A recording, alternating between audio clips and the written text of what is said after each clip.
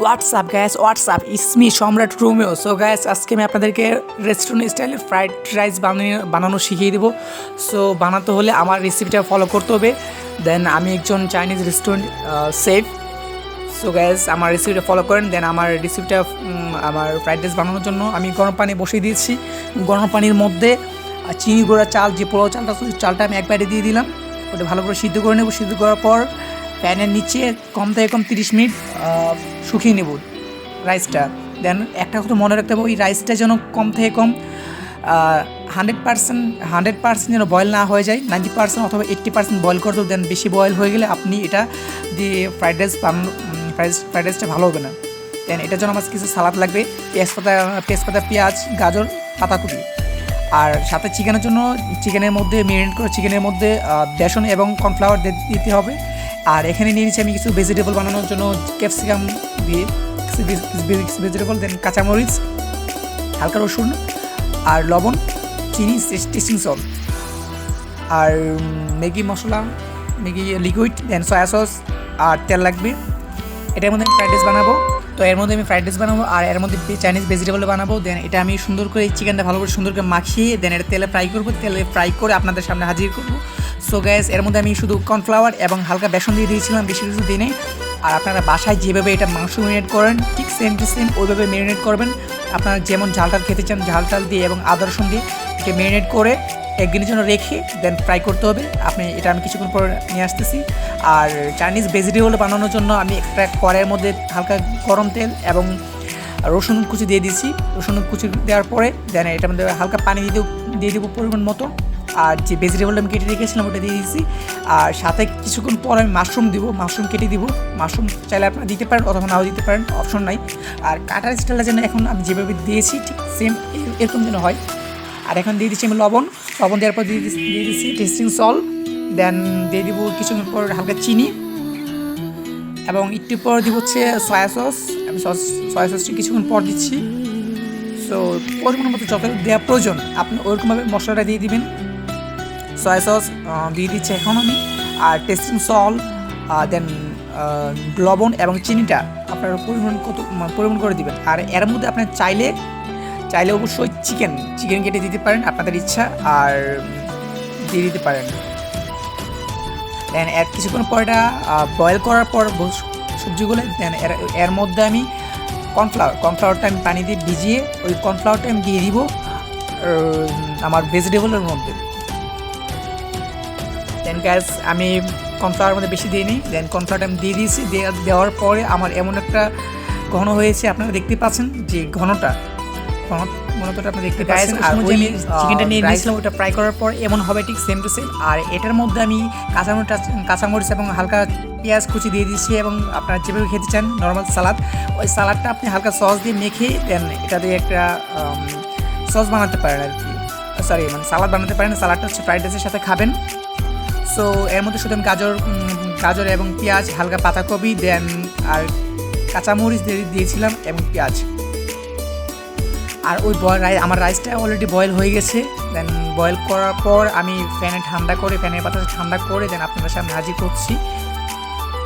আমার রাইসটা মোটামুটি 90% বয়েল হয়ে গেছে। আমি 100% বয়েল করবো না, কেন বেশি করলে পরে আমার রাইসটা খেতে ভালো হবে না।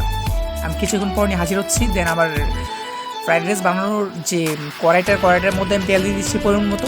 দেন দেওয়ার পরে কিছুক্ষণ পরে আমি দিয়ে দিচ্ছি রসুন কুচি দিয়ে দিব। আমি রসুন কুচি দেওয়ার আগে আমার একটা ডিম ভেঙে নিতে হবে এবং রসুন কুচিটা আমি কিছুক্ষণ আগে দিয়ে দিয়েছিলাম। সো গ্যাস আপনারা দেখতে পারেন না, তার জন্য দুঃখিত আমি।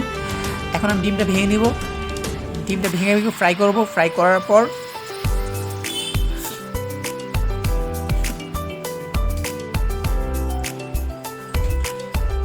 সো গ্যাস আপনারা দেখতে পাচ্ছেন যে আমার ডিমটা আমি কীভাবে ফ্রাই করতেছি। দেন ফ্রাই করার পর আস্তে আস্তে আমার ভেজিটেবলগুলো দিয়ে দিব।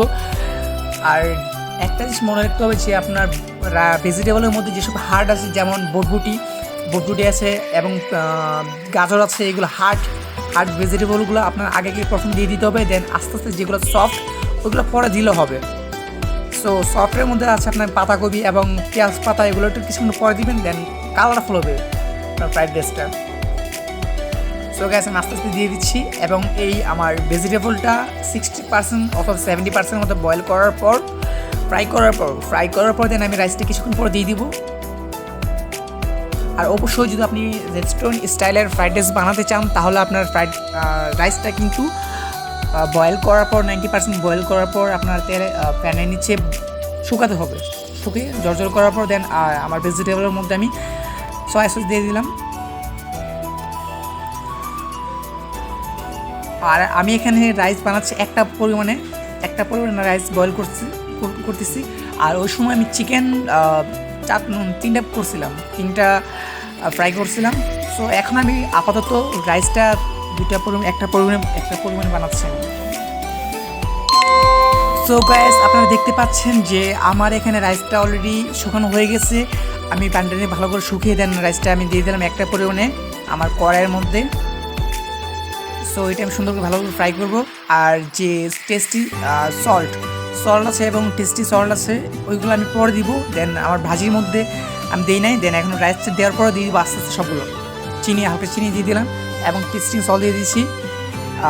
দেন কিছুক্ষণ পরে দিয়ে দেবো আমি গোলমরিচটা, আমাদের কাছে গোলমরিচটা ছিল, গোলমরিচটা দিয়ে দিচ্ছি। আর অবশ্যই গোলমরিচ দেওয়া লাগবে আপনার হোয়াইট পেপার দেওয়া লাগবে, আপনার ব্ল্যাক পেপার দিলে হবে না, কিন্তু অবশ্যই হোয়াইট পেপার দেওয়া লাগবে। সো গ্যাস আপনারা দেখতে পাচ্ছেন আমি কীভাবে দিয়ে দিচ্ছি।